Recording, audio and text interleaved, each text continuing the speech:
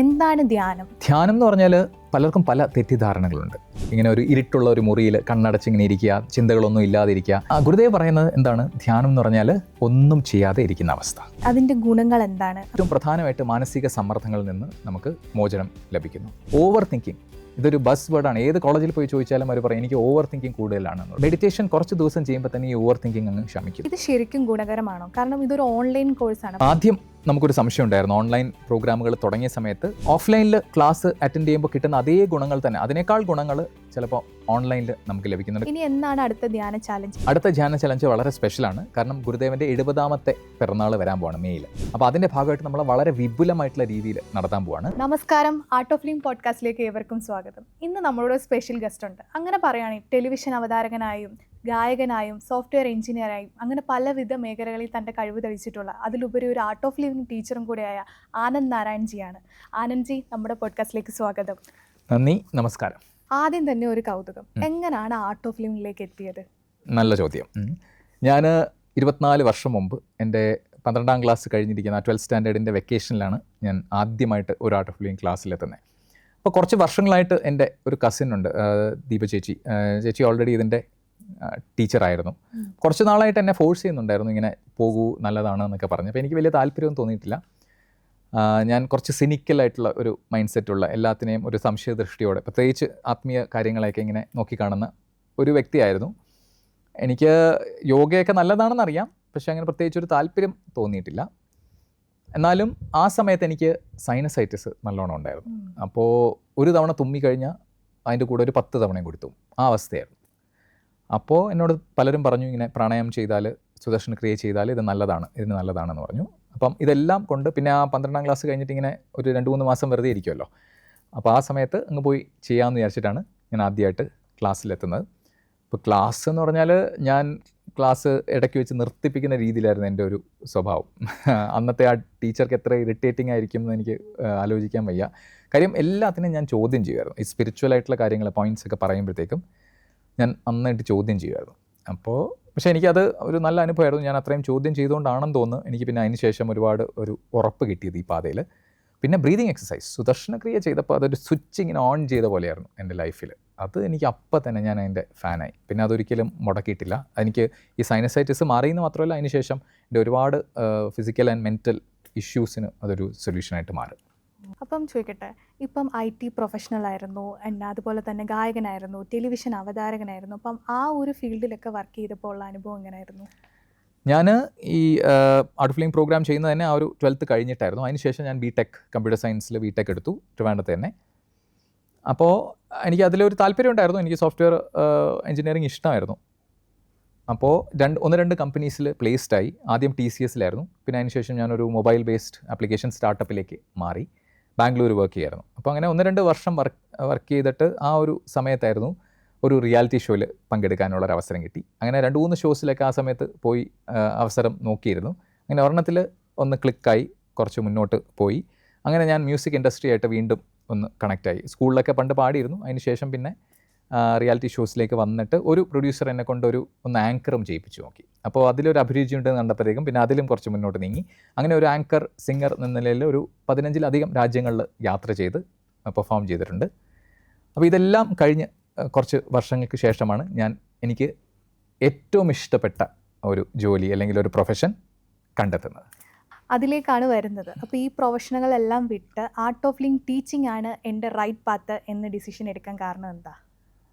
ഞാൻ പറഞ്ഞല്ലോ, ഞാൻ കോളേജിൽ പഠിക്കുന്ന സമയം തൊട്ട് ഞാൻ ആ സമയത്താണ് ഈ പ്രോഗ്രാം ചെയ്തത്. അതിനുശേഷം സേവ ചെയ്യാൻ ഒരുപാട് അവസരം ലഭിച്ചിട്ടുണ്ട് ആർട്ട് ഓഫ് ലിവിംഗിലൂടെ. ഇന്ന് ആർട്ട് ഓഫ് ലിവിംഗ് ലോകത്തിലെ ഏറ്റവും വലിയ സന്നദ്ധ സംഘടനയാണ്. അപ്പോൾ നമുക്ക് ഒരുപാട് സാമൂഹ്യ പ്രവർത്തനം ചെയ്യാനുള്ള അവസരം ഇവിടെയുണ്ട്.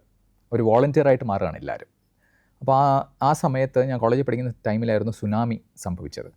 അപ്പോൾ മറ്റ് ട്രെയിനേഴ്സിൻ്റെ കൂടെ ഞാൻ ട്രാവൽ ചെയ്യുമായിരുന്നു. നാഗപട്ടണം, കൊല്ലം, ഇതുപോലെ തീരദേശ മേഖലകളെല്ലാം യാത്ര ചെയ്തിട്ട് അവരെ പ്രാണായാമം പഠിപ്പിച്ച് ധ്യാനം ചെയ്യിപ്പിച്ചിട്ട് ഫ്രീ ആയിട്ട് നമ്മളിങ്ങനെ ശിബിരങ്ങൾ നടത്താറുണ്ടായിരുന്നു. അപ്പോൾ ഞാൻ എൻ്റെ കണ്ണുകൊണ്ട് കണ്ടു ശരിക്കും. അതായത് ഒരു 2-3 ദിവസത്തെ മെഡിറ്റേഷനും പ്രാണായാമമൊക്കെ ചെയ്ത് കഴിഞ്ഞപ്പോഴത്തേക്ക് ആൾക്കാരിലുണ്ടാകുന്ന മാറ്റം. ശരിക്കും അവർക്ക് കടലിലേക്ക് നോക്കാൻ പോലും പേടിച്ചിരുന്ന ആൾക്കാരായിരുന്നേ. കാര്യം അവരുടെ കുട്ടികൾ പോലും അവരുടെ കയ്യിൽ നിന്ന് അങ്ങ് വിട്ടുപോയ ഒരവസരമായിരുന്നു തിരമാലകളിലേക്ക്. അപ്പോൾ നമ്മളെ അവർ 4-5 ദിവസം ഇങ്ങനെ ധ്യാനം ചെയ്യിപ്പിച്ച് പ്രാണായാമം ചെയ്യിപ്പിച്ച് കഴിഞ്ഞപ്പോഴത്തേക്കും പതുക്കെ അവർ ജീവിതത്തിലേക്ക് തിരിച്ചു വന്നു തുടങ്ങി. അപ്പോൾ അന്ന് തന്നെ ഞാൻ തീരുമാനിച്ചു, എനിക്കിത് ചെയ്യണം, എനിക്കൊരു ആർട്ട് ഓഫ് ലിവിങ് ടീച്ചർ ആവണം. എന്തോ കാരണവശാൽ ഒരു ബുദ്ധിമോശം കാരണം ഞാൻ അപ്പോൾ ആയില്ല. പക്ഷേ ഞാൻ അതിന് ശേഷം കുറേ വർഷങ്ങൾ പിന്നെ കാത്തിരിക്കേണ്ടി വന്നു. പല കരിയേഴ്സിലൂടെ ഇങ്ങനെ കടന്നു പോയിട്ടാണ് അവസാനം എൻ്റെ ഒരു ഫേവറേറ്റ് അല്ലെങ്കിൽ എൻ്റെ ഡെസ്റ്റിനേഷൻ എന്ന് പറഞ്ഞ ആ ഒരു പ്രൊഫഷനിലേക്ക് എത്തിയത്. അതാണ് ഒരു കാരണം, ആ ഒരു സേവ ചെയ്യാൻ പറ്റുന്ന അവസരം. ഗുരുദേവ് എന്നെ പറഞ്ഞിട്ടുണ്ട്, ഒരാളിലേക്ക് ഈ ഒരു ശാന്തിയും സമാധാനം, ധ്യാനത്തിൻ്റെയും യോഗയുടെയും ശാന്തിയും സമാധാനം എത്തിക്കുക എന്ന് പറയുന്നത് തന്നെയാണ് ഏറ്റവും വലിയൊരു സേവനം എന്ന് പറയുന്നത്. അപ്പോൾ ആ സേവയുടെ ഒരു ഗുണം, അതിൻ്റെ അത് തരുന്ന ഒരു സന്തോഷമാണ് നമ്പർ 1. രണ്ടാമത്തത്, ഇത് നീഡ് ഓഫ് ദി അവറാണ്. ഇപ്പോൾ നമുക്ക് ഏറ്റവും അധികം ആവശ്യമുള്ളൊരു കാര്യമാണ് ഇന്നത്തെ സമൂഹത്തിന്. ഒരു സൈഡിൽ ഇങ്ങനെ ലൈഫ് സ്റ്റൈൽ ഡിസീസസ് ആയാലും ജീവിതശൈലി രോഗങ്ങൾ, സ്ട്രെസ്സ്, സമ്മർദ്ദം, പിന്നെ വിഷാദ രോഗം, ഇതെല്ലാം കൂടിക്കൊണ്ടിരിക്കുകയാണ്, നെഗറ്റിവിറ്റി കൂടിക്കൊണ്ടിരിക്കുകയാണ്. അപ്പോൾ ആ സമയത്ത് ഏറ്റവും അധികം ആൾക്കാരിലേക്ക് ഇത് എത്തിക്കേണ്ടത് ആവശ്യമാണ്. അപ്പോൾ എത്രത്തോളം പേര് ഈ ഒരു കാര്യം ചെയ്യുന്നു അത്രത്തോളം നല്ലതാണ്. ഇപ്പോൾ ഗുരുദേവൻ ചെയ്യുന്ന ആ ഒരു സേവയുടെ ആ സാഗരത്തിൽ ഒരു തുള്ളിയെങ്കിലും എനിക്ക് കൊടുക്കാൻ, കോൺട്രിബ്യൂട്ട് ചെയ്യാൻ പറ്റിയാൽ എന്നുള്ളൊരു ആഗ്രഹത്തിൽ മുന്നോട്ട് നീങ്ങി. പിന്നെ നമ്മുടെ 100% ടാലൻറ്റും പൊട്ടൻഷ്യലും ഉപയോഗിക്കാൻ സഹായിക്കുന്ന ഒരു ഉദ്യോഗം കൂടിയാണിത്. ഇപ്പോൾ അറിയാലോ, യോഗ ഒരു വളരെ ക്യാച്ച് ഫ്രേസാണ്, വളരെ പ്രശസ്തമായിട്ടുള്ളൊരു വാക്കാണ്. പക്ഷേ ഒരു യോഗ ക്ലാസ്സിലേക്ക് ഒരാളെ കൊണ്ടുവരിക എന്ന് പറഞ്ഞാൽ അത്ര എളുപ്പമല്ല. പ്രത്യേകിച്ച് ഒരാളെ ഒരു ശീലമാക്കി അത് പരിശീലിപ്പിക്കാൻ സഹായിക്കുക എന്ന് പറയുന്നതും അത്ര എളുപ്പമല്ല. അപ്പോൾ എൻ്റെ കഴിവിൻ്റെ പരമാവധി ഞാൻ പല രീതികളിൽ ഉപയോഗിച്ചിട്ടാണ് ഈ ഒരു ഉദ്യോഗത്തിൽ മുന്നോട്ട് പോയിക്കൊണ്ടിരിക്കുന്നത്. ഉദ്യോഗം എന്ന് ഞാൻ വിളിക്കുന്നില്ല, അത് കാര്യം ആ ഒരു ജോബ് സാറ്റിസ്ഫാക്ഷൻ അത് 100% ആണ്. അപ്പോൾ ശരിക്കും ഒരു ജീവിത ശൈലിയാണ് യോഗ, ഒരു ആർട്ട് ഓഫ് ലിവിങ് ടീച്ചറായി മാറുക എന്ന് പറഞ്ഞാൽ. അപ്പോൾ ഗുരുദേവുമായിട്ട് ധാരാളം അനുഭവങ്ങൾ ഉണ്ടായിട്ടുണ്ടായിരിക്കും. ഒരു അനുഭവം നമ്മളുമായിട്ട് ഷെയർ ചെയ്യാമോ? അമ്മയെ ചോദിക്കുന്നതെല്ലാം ഒരു ഒറ്റ ഉത്തരം കണ്ടുപിടിക്കാൻ ബുദ്ധിമുട്ടുള്ള ചോദ്യങ്ങളാണ്. അങ്ങനെ ഞാൻ പറയുകയാണെങ്കിൽ എൻ്റെ ജീവിതം തന്നെ ഒരു ഗുരു സ്റ്റോറിയാണെന്ന് പറയാം. ചെറിയ അനുഭവം തൊട്ട് മൊത്തം എൻ്റെ ജീവിതം ഞാൻ എത്രത്തോളം മാറി എന്നുള്ളത് തന്നെയാണ് ഏറ്റവും വലിയ ശക്തമായിട്ടുള്ളൊരു അനുഭവം. എനിക്കിപ്പോൾ ഓർമ്മയുണ്ട്, 24 വർഷം മുമ്പ് കോളേജിൽ പഠിക്കുന്ന സമയത്താണ് ആദ്യമായിട്ട് ഗുരുദേവനെ കാണാനായിട്ട് നമ്മളെല്ലാവരും കോളേജിൽ നിന്ന് അങ്ങ് പോയി. ഒരു നവരാത്രി സമയത്തായിരുന്നു. ഇപ്പോഴും ആദ്യമായിട്ട് ഗുരുദേവനെ കണ്ട നിമിഷം എനിക്കിപ്പോഴും ഓർമ്മയുണ്ട്. അതൊരു ആഹാ മൊമെൻറ്റ് പോലെ, ഹൃദയത്തിൻ്റെ അവിടെ എന്തോ എനിക്ക് ഒരു നല്ലൊരു സുഖമുള്ളൊരു അനുഭവം വന്നിരുന്നു. അതിനുശേഷം എപ്പോഴും എല്ലാ വർഷവും പല തവണയായിട്ട് ഞാൻ ഗുരുദേവനെ അടുത്തു നിന്നും ദൂരെ നിന്നും കണ്ടിട്ടുണ്ട്. പിന്നെ അദ്ദേഹം ചെയ്യുന്ന കാര്യങ്ങൾ നിരീക്ഷിച്ചിട്ടുണ്ട്. ഓരോ തവണ അദ്ദേഹത്തിനെ കണ്ടുമുട്ടുമ്പോഴും അദ്ദേഹത്തിൻ്റെ നാവിൽ ഒരേ ഒരു ചോദ്യം മാത്രമേ ഉണ്ടാവാറുള്ളൂ, ആർ യു ഹാപ്പി? സന്തോഷത്തോടെയാണ് ഇരിക്കുന്നത് എന്നുള്ളത്. അപ്പോൾ എനിക്കത് വളരെ പുതിയൊരു അനുഭവമായിരുന്നു. ഞാൻ ഈ ആൾ ദൈവങ്ങൾ അല്ലെങ്കിൽ താടിയും മുടിയും വളർത്തിയ ആൾക്കാർ, ഇവരിലൊന്നും പ്രത്യേകിച്ച് അങ്ങനെ ഒരു വിശ്വാസമൊന്നും എനിക്കില്ലായിരുന്നു. ഞാൻ നേരത്തെ പറഞ്ഞ പോലെ കണ്ണൂരിൽ നിന്നാണ്, ഒരു സിനിക്കൽ, എല്ലാത്തിനെയും ചോദ്യം ചെയ്യുന്ന ഒരു മനോഭാവമായിരുന്നു. അപ്പോൾ എന്തുകൊണ്ട് ഒരു ഗുരു വേണം, ഈ ഗുരുവിനെ ഞാൻ എന്തുകൊണ്ട് ഈ ഗുരു പറയുന്നത് കേൾക്കണം, അല്ലെങ്കിൽ ഈ വ്യക്തി ശരിയാണോ, കറക്റ്റായിട്ടുള്ള ആളാണോ, ഒറിജിനലാണോ? അപ്പോൾ ഇങ്ങനെ ചോദ്യങ്ങളൊക്കെ വന്നുകൊണ്ടേ ഇരിക്കുന്നുണ്ടായിരുന്നു. പക്ഷേ ഒരു കാര്യം എൻ്റെ മനസ്സിൽ എപ്പോഴും ഒന്ന് സ്ട്രൈക്ക് ചെയ്തതെന്ന് പറഞ്ഞാൽ, എൻ്റെ അച്ഛനമ്മമാരല്ലാതെ എൻ്റെ സന്തോഷത്തിന് വേണ്ടി മാത്രം കാക്ഷിക്കുന്ന ഒരു വ്യക്തിയെ ഞാൻ ആദ്യമായിട്ട് കാണുകയാണ്. അപ്പോൾ അതാണ് ഗുരു എന്ന് പറയുന്നത്. അപ്പോൾ അതിനുശേഷം ഞാൻ പിന്നെ ഗുരുവിനെ ഒരുപാട് ചോദ്യം ചെയ്തു, ഉള്ളിലും അകത്തും പുറത്തുമായിട്ട് ഇങ്ങനെ ചോദ്യം ചെയ്തിട്ടാണ് പിന്നെ ആ വിശ്വാസം ഇങ്ങനെ വരും.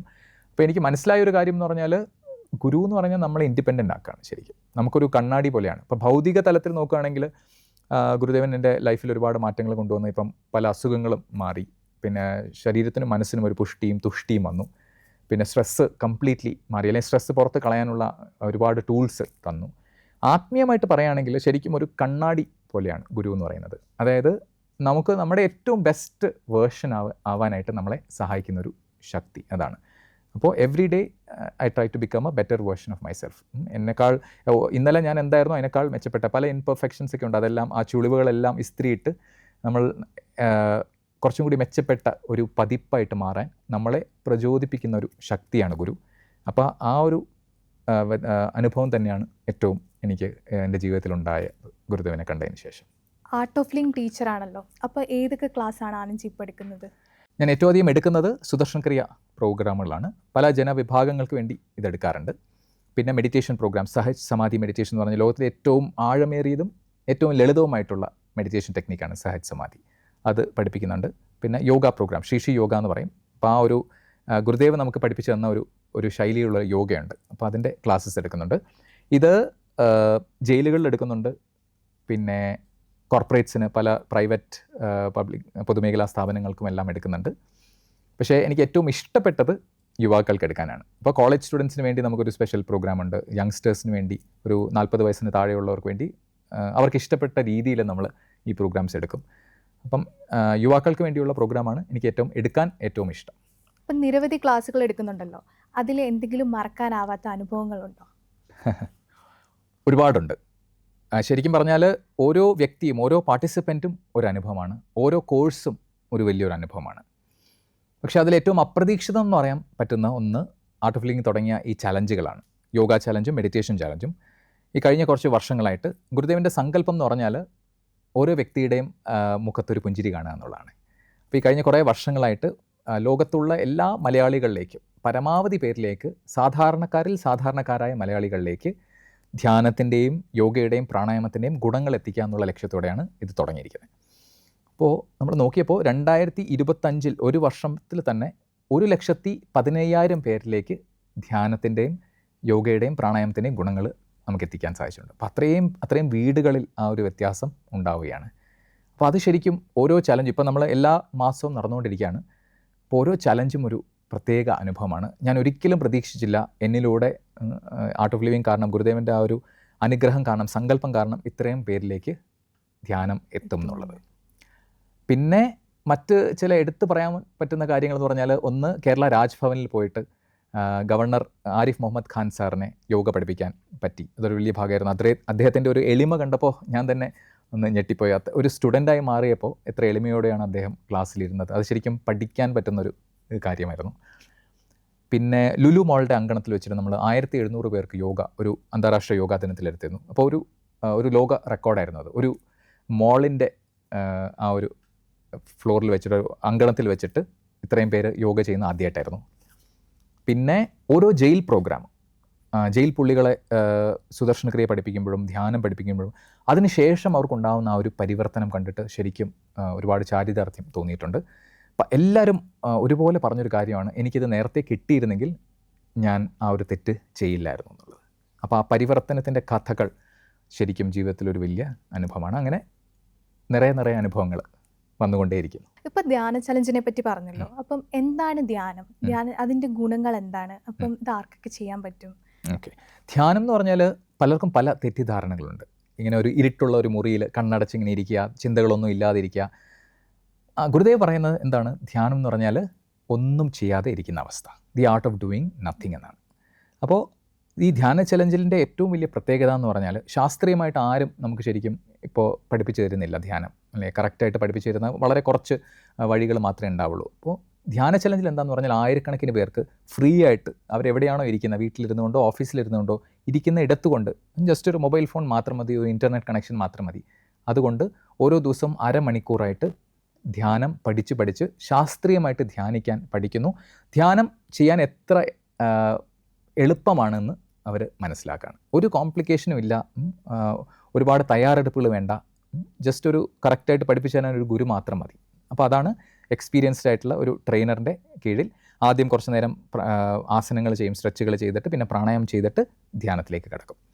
ഇനി ഗുണങ്ങൾ എന്താണെന്ന് ചോദിച്ചു. ഗുണങ്ങളെന്ന് പറഞ്ഞാൽ ഏറ്റവും പ്രധാനമായിട്ട് മാനസിക സമ്മർദ്ദങ്ങളിൽ നിന്ന് നമുക്ക് മോചനം ലഭിക്കുന്നു. ഇപ്പോൾ നോക്കിക്കഴിഞ്ഞാൽ ജീവിതശൈലി രോഗങ്ങൾ, ഷുഗർ, പ്രഷർ, പിന്നെ വേദനകൾ, ഇതുപോലെയുള്ള അല്ലെങ്കിൽ ഏകാഗ്രത ഇല്ലായ്മ, ഓവർ തിങ്കിങ്, ഈ പ്രശ്നങ്ങളെല്ലാം വരുന്നത് എന്തുകൊണ്ടാണ്? മാനസിക സമ്മർദ്ദത്തിൽ നിന്നാണ്, സ്ട്രെസ്സിൽ നിന്നാണ്. അപ്പം നമ്മൾ ശരീരം കഴുകുന്ന പോലെ അല്ലെങ്കിൽ പല്ല് തേക്കുന്ന പോലെ നമ്മൾ മനസ്സ് കഴുകുന്നില്ല.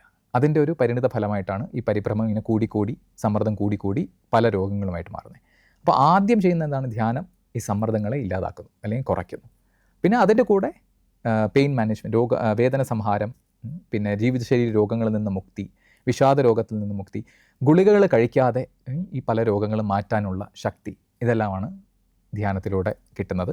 അപ്പോൾ എല്ലാ ദിവസവും ധ്യാനം ചെയ്ത് അതൊരു ശീലമാക്കി മാറ്റി ആണ് ആൾക്കാർക്ക് ഈ ധ്യാന ചലഞ്ചിലൂടെ ഇതിൽ നിന്നെല്ലാം മോചനം ലഭിക്കുന്നത്. ഇത് ശരിക്കും ഗുണകരമാണോ? കാരണം ഇതൊരു ഓൺലൈൻ കോഴ്സാണ്. അപ്പം IT professional, social media use ചെയ്യുന്നവർ, അതുപോലെ വീട്ടമ്മമാർ, ഇവർക്കൊക്കെ ഇത് ഉപകാരപ്പെടുമോ? ആദ്യം നമുക്കൊരു സംശയം ഉണ്ടായിരുന്നു. ഓൺലൈൻ പ്രോഗ്രാമുകൾ തുടങ്ങിയ സമയത്ത് ഒരു യോഗ ട്രെയിനർ എന്ന നിലയിൽ പോലും എനിക്കൊരു സംശയം ഉണ്ടായിരുന്നു. ആൾക്കാർക്ക് അതിലേക്കാൾ സംശയമായിരുന്നു, ഇത് ഓൺലൈനിലൂടെ പഠിച്ചു കഴിഞ്ഞാൽ ആക്ച്വലി ഒരു ഓഫ്ലൈൻ ക്ലാസ്സിന് പോകുന്ന ഗുണമുണ്ടാകുന്നു. അത് കംപ്ലീറ്റ്ലി ആ ധാരണ നമുക്ക് ഇല്ലാതാക്കാൻ സാധിച്ചു. ഓഫ്ലൈനിൽ ക്ലാസ് അറ്റൻഡ് ചെയ്യുമ്പോൾ കിട്ടുന്ന അതേ ഗുണങ്ങൾ തന്നെ, അതിനേക്കാൾ ഗുണങ്ങൾ ചിലപ്പോൾ ഓൺലൈനിൽ നമുക്ക് ലഭിക്കുന്നുണ്ട്. കാര്യം ഓൺലൈൻ ക്ലാസ് അറ്റൻഡ് ചെയ്യാനായിട്ട് നമ്മൾ വീട്ടിൽ തന്നെ ഇരുന്നാൽ മതി. നമ്മുടെ സ്വന്തം സമയം സൗകര്യം വെച്ചിട്ട് 3 സമയങ്ങളോ 3 ബാച്ചുകളോ ഉണ്ടാവും. അപ്പോൾ ആ സമയത്ത് ഏത് സമയത്താണോ ഫ്രീ, അതിന് നമ്മൾ എവിടെയാണോ ഇരിക്കുന്നത്, യാത്ര ചെയ്യുമ്പോൾ പോലും നമുക്ക് അറ്റൻഡ് ചെയ്യാൻ പറ്റുന്ന രീതിയിലാണ് ഈ ചലഞ്ച് മുന്നോട്ട് കൊണ്ടുവന്നത്. പിന്നെ മലയാള ഭാഷയിലാണ് നമ്മൾ നടത്തുന്നത്. അപ്പോൾ സാധാരണക്കാരായ മലയാളികൾക്ക് വളരെ എളുപ്പം, ഇപ്പോൾ ആരും നമുക്ക് ശാസ്ത്രീയമായിട്ട് ധ്യാനം പഠിപ്പിച്ചു തരുന്നില്ല ഓൺലൈനായിട്ട് ഇങ്ങനെ. അപ്പം അവിടെ ആ ഒരു സ്പേസിലേക്കാണ് ഈ ഒരു ധ്യാന ചലഞ്ച് എത്തിയത്. പിന്നെ ഗുണങ്ങളെ പറ്റി ചോദിച്ചു. ആയിരക്കണക്കിന് ഗുണങ്ങളാണ് ഇന്ന് ധ്യാനത്തെക്കുറിച്ച് നമുക്കിപ്പോൾ ഗൂഗിൾ ചെയ്താൽ കിട്ടുന്നത്. പക്ഷേ ഏറ്റവും അധികം ആൾക്കാർ പറഞ്ഞിട്ടുള്ളത് ഈ മാനസിക പരിഭ്രമങ്ങൾ, മാനസിക പ്രശ്നങ്ങൾ, സമ്മർദ്ദങ്ങൾ കുറയുന്നു എന്നുള്ളതാണ്. ഇപ്പോൾ സോഫ്റ്റ്വെയർ പ്രൊഫഷണൽസ് നോക്കിക്കഴിഞ്ഞാൽ അവർക്ക് ആങ്സൈറ്റി, പരിഭ്രമം, പിന്നെ വിഷാദം, ഇതൊക്കെയാണ് കൂടിക്കൊണ്ടിരിക്കുന്നത്. ഇത് കാരണം എന്താണ്? അവരുടെ വ്യക്തി ജീവിതത്തിൽ മാത്രമല്ല, അവരുടെ ബന്ധങ്ങളിലും അവരുടെ കുടുംബ ജീവിതത്തിനെ അത് എഫക്റ്റ് ചെയ്യാൻ തുടങ്ങി. പല റിലേഷൻഷിപ്സിൻ്റെയും ഇടയിൽ വിള്ളലുകൾ വന്നു തുടങ്ങി. അപ്പോൾ അവർ ഈ മെഡിറ്റേഷൻ ചലഞ്ച് ചെയ്ത് കഴിയുമ്പം അവർ പറയുന്നത് അവരുടെ റിലേഷൻഷിപ്പ് മെച്ചപ്പെട്ടു, അങ്ങോട്ടും ഇങ്ങോട്ടുള്ള കമ്മ്യൂണിക്കേഷൻ മെച്ചപ്പെടുന്നു എന്ന് പറഞ്ഞു. വീട്ടമ്മമാരെ പറ്റി പറയുകയാണെങ്കിൽ മെനപ്പോസൽ ഇഷ്യൂസ്, പിന്നെ PCOD, PCOS, ആർത്തവ ചക്രത്തിലുള്ള ആ ഒരു ഇറഗുലാരിറ്റി, ഇങ്ങനെയുള്ള പല പ്രശ്നങ്ങൾ കൂടിക്കൊണ്ടിരിക്കുകയാണ്. ഒരു സൈഡിൽ വേദന പല രീതിയിൽ വന്നുകൊണ്ടിരിക്കുകയാണ്. പിന്നെ പലർക്കും മുട്ടുവേദന, തേയ്മാനം, പിന്നെ നടക്കുമ്പോൾ ബുദ്ധിമുട്ട്, ഇതെല്ലാം വന്നുകൊണ്ടിരിക്കുകയാണ്. അപ്പോൾ ഇതിനെല്ലാം ഒരു പരിഹാരം ഈ ധ്യാന ചലഞ്ച് കൊണ്ടുവരികയാണ്. പിന്നെ സോഷ്യൽ മീഡിയ ഉപയോഗിക്കുന്നവരോ ജെൻസിക്കാണെങ്കിൽ ഏറ്റവും വലിയ പ്രശ്നം എന്താണ്? പല രീതിയിലുള്ള ദേഷ്യം, അഗ്രഷൻ, ഇതെല്ലാം കൂടിക്കൊണ്ടിരിക്കുകയാണ്. ഓവർ തിങ്കിങ്, ഇതൊരു ബസ് വേർഡാണ്. ഏത് കോളേജിൽ പോയി ചോദിച്ചാലും അവർ പറയും എനിക്ക് ഓവർ തിങ്കിങ് കൂടുതലാണെന്നുള്ളത്. അപ്പോൾ ഈ മെഡിറ്റേഷൻ കുറച്ച് ദിവസം ചെയ്യുമ്പോൾ തന്നെ ഈ ഓവർ തിങ്കിങ് അങ്ങ് ശമിക്കുന്നു. ഇതിലൂടെ അവർക്ക് അവരുടെ പഠിത്തത്തിലും അവരുടെ എന്താണോ ജോലി ചെയ്യുന്നത് അതിൽ കൂടുതൽ ഫോക്കസ്ഡ് ആയിട്ട് വർക്ക് ചെയ്യാൻ സാധിക്കുന്നു. അപ്പോൾ അങ്ങനെ എല്ലാ വിഭാഗക്കാർക്കും ഗുണം ചെയ്യുന്ന രീതിയിലാണ് ഈ ധ്യാന ചലഞ്ച് മുന്നോട്ട് നീങ്ങുന്നത്. ഒരു 2-3 ദിവസം ധ്യാനം ചെയ്യുമ്പോൾ തന്നെ ആ വ്യത്യാസം മനസ്സിലാവുകയാണ്. മനസ്സെല്ലാ ദിവസവും ക്ലീൻ ചെയ്യുമ്പോൾ എന്താണ് ഗുണം എന്നുള്ളത് ആൾക്കാർക്ക് മനസ്സിലായി തുടങ്ങുന്നു. ഇത് ആർക്കൊക്കെയാണ് ചെയ്യാൻ പറ്റുക? ഇതെങ്ങനെയാണ് ചെയ്യുക? ഇത് ആർക്കും ചെയ്യാം. ഇപ്പം ഞാൻ നേരത്തെ പറഞ്ഞല്ലോ 1,15,000 പേര് ചെയ്തു എന്ന് പറഞ്ഞു. അത് ലോകത്തിൻ്റെ എല്ലാ ഭാഗത്തു നിന്നുള്ള മലയാളികളാണ്. ഇപ്പോൾ നമുക്ക് അമേരിക്കയിൽ നിന്നും, പിന്നെ ഗൾഫ് രാജ്യങ്ങളിൽ നിന്നും, യൂറോപ്പിൽ നിന്നും, ഓസ്ട്രേലിയയിൽ നിന്നും, പിന്നെ ഇന്ത്യയിൽ തന്നെ മറ്റ് പല സംസ്ഥാനങ്ങളിൽ നിന്നുള്ള മലയാളികൾ ജോയിൻ ചെയ്യാണ്. അവർ എവിടെയാണോ അവിടെ ഉള്ളത് ആ ഒരു ടൈം സോൺ അനുസരിച്ച് അവർക്കൊരു സമയം തിരഞ്ഞെടുത്തിട്ട് ചെയ്യാം. ഇപ്പോൾ രാവിലെ 7 മണിക്കുണ്ട്, പിന്നെ 11 മണിക്കുണ്ട്, വൈകിട്ട് 7 മണിക്കുണ്ട്. അപ്പോൾ ചിലർ ഒന്നിലധികം സെഷൻസും വന്ന് അറ്റൻഡ് ചെയ്യുന്നുണ്ട്. ഗുരുദേവ് പറയുന്നുണ്ട് ഒരു ദിവസം 2 തവണയെങ്കിലും ധ്യാനിച്ചാലാണ് ശരിക്കും നമുക്ക് ആഴത്തിലുള്ള അനുഭവങ്ങൾ ലഭിക്കുക. അപ്പോൾ 2 നേരമെങ്കിലും വന്ന് ധ്യാനിക്കുക, രാവിലെ ഒരു തവണയും വൈകിട്ട് ഒരു തവണയും. ഇനി അത് പറ്റില്ലെങ്കിൽ ഉറപ്പായിട്ടും ഒരു തവണയെങ്കിലും വന്ന് അറ്റൻഡ് ചെയ്തിട്ട് ഈ 14 ദിവസം വന്നു കഴിയുമ്പോൾ എന്താണെന്ന് പറഞ്ഞാൽ ധ്യാനം ഒരു ശീലമായിട്ട് മാറുകയാണ്, ജീവിതത്തിൻ്റെ ഒരു ഭാഗമായിട്ട് മാറും. ഉന്മൂലമായിട്ടുള്ള മാറ്റങ്ങളാണ് നമ്മുടെ ശരീരത്തിനും മനസ്സിനും ഉണ്ടാവുക.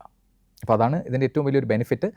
ജോയിൻ ചെയ്യാനായിട്ട് എന്താ ചെയ്യേണ്ടതെന്ന് പറഞ്ഞാൽ meditate.artofliving.org എന്ന് പറഞ്ഞ URL ഉണ്ട്. അതിൽ പോയിട്ട് നമ്മുടെ വാട്സാപ്പ് നമ്പർ കൊടുക്കുക.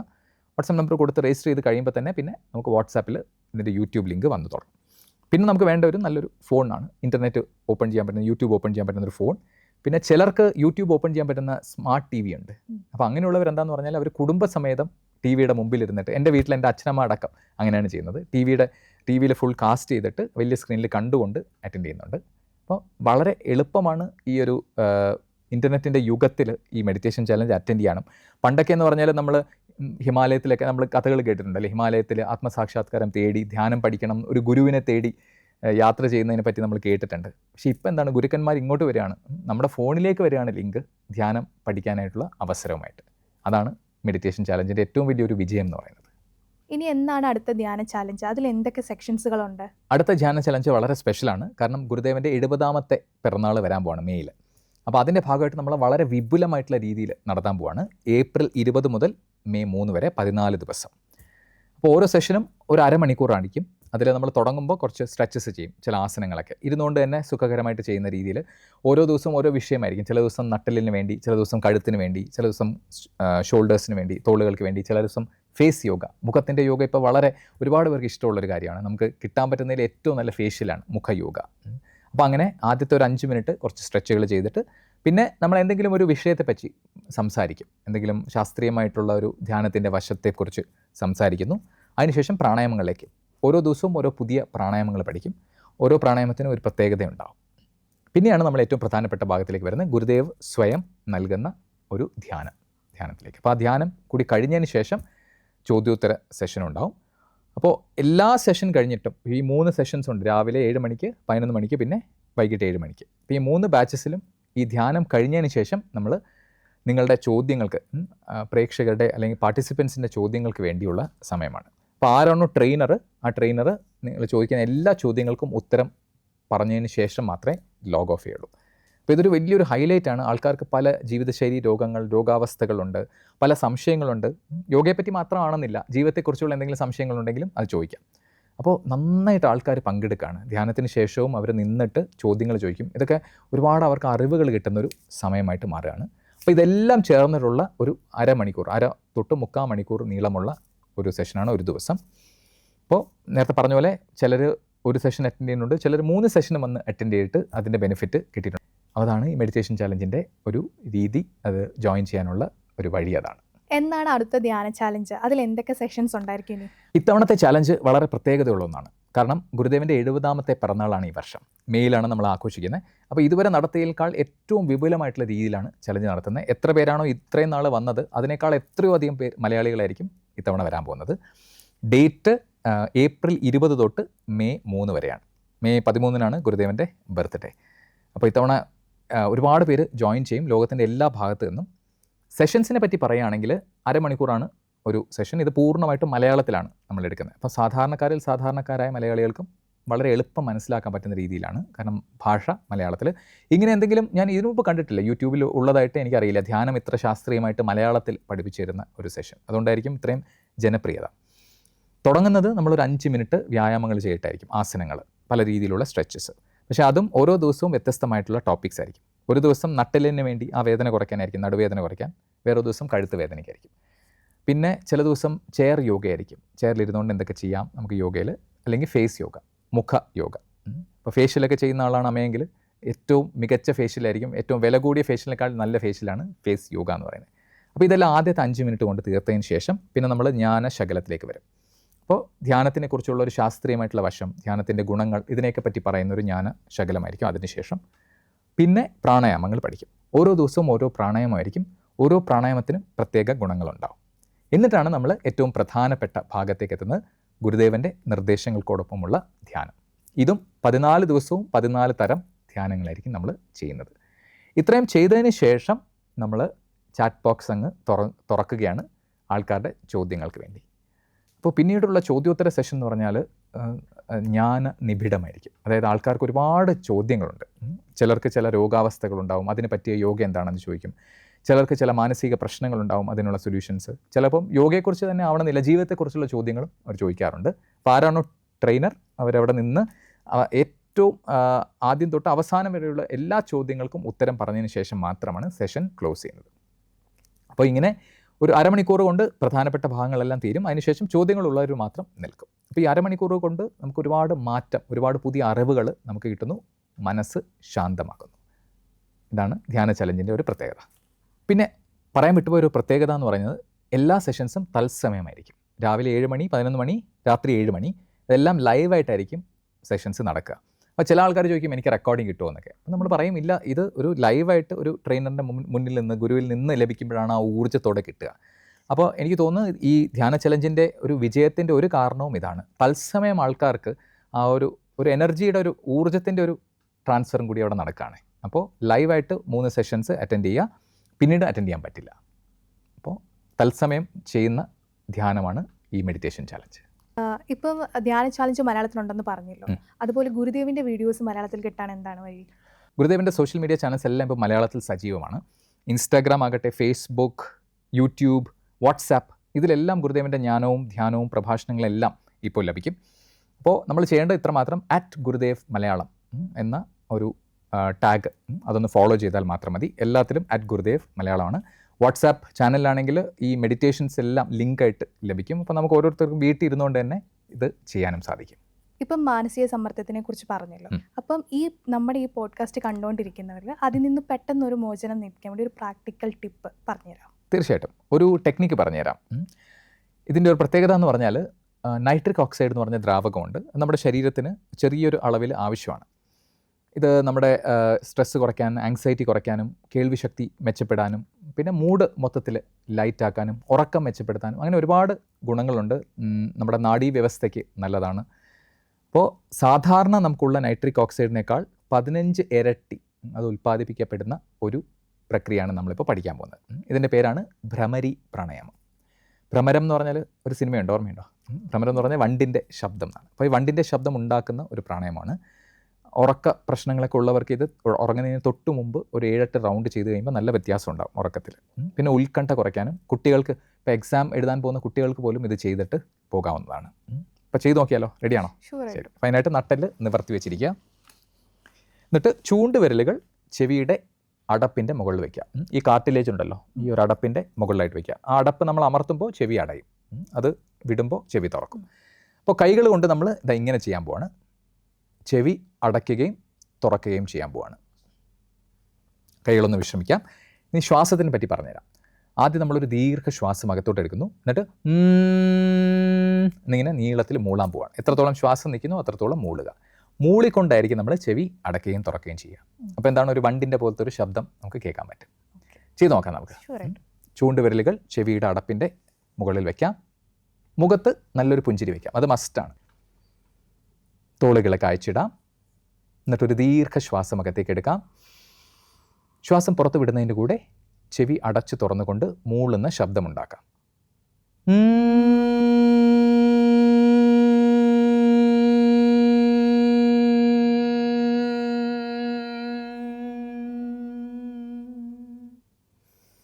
വിശ്രമിക്കാം. കൈകൾ മടിയിൽ മലർത്തി വെച്ച് വിശ്രമിക്കാം.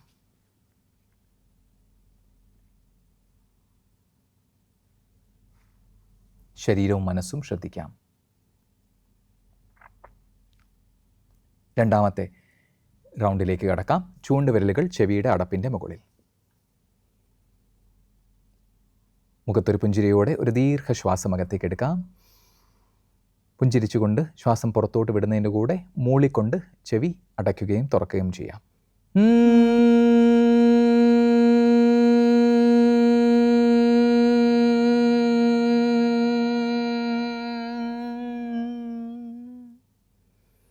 വിശ്രമിക്കാം. കൈകൾ മടിയിൽ മലർത്തി വയ്ക്കാം.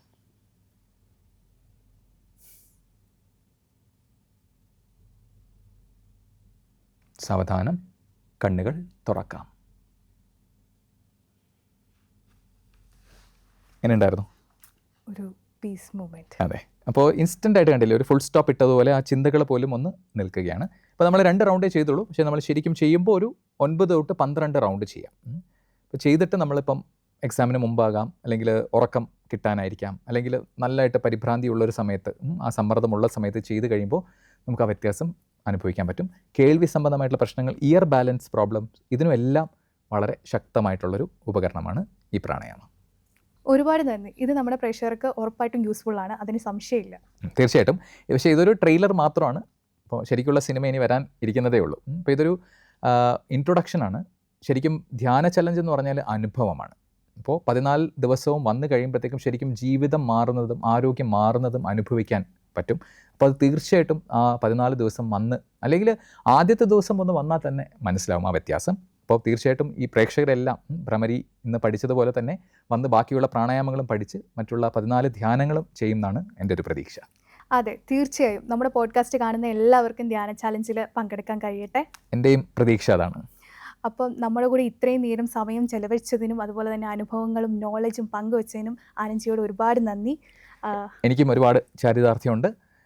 നിങ്ങളുടെ പ്രേക്ഷകരുമായിട്ടെല്ലാം നേരിട്ട് ഇടപഴകാനായിട്ട് ഞാൻ കാത്തിരിക്കുകയാണ്. അവരെ ഈ ധ്യാന ചലഞ്ച് സെഷൻസിലൂടെ അവരുടെ ചോദ്യങ്ങൾ ഉത്തരം പറയാനും ഓരോ ദിവസമായിട്ട് ഈ ധ്യാനത്തിൻ്റെ മനോഹരമായിട്ടുള്ള യാത്രയിലൂടെ കൈകോർത്ത് പിടിച്ച് മുന്നോട്ട് നീക്കാനുമായിട്ട് ഞാനും കാത്തിരിക്കുകയാണ്. അപ്പോൾ എല്ലാവർക്കും ഒരുപാട് നന്ദി. വീണ്ടും കാണാം.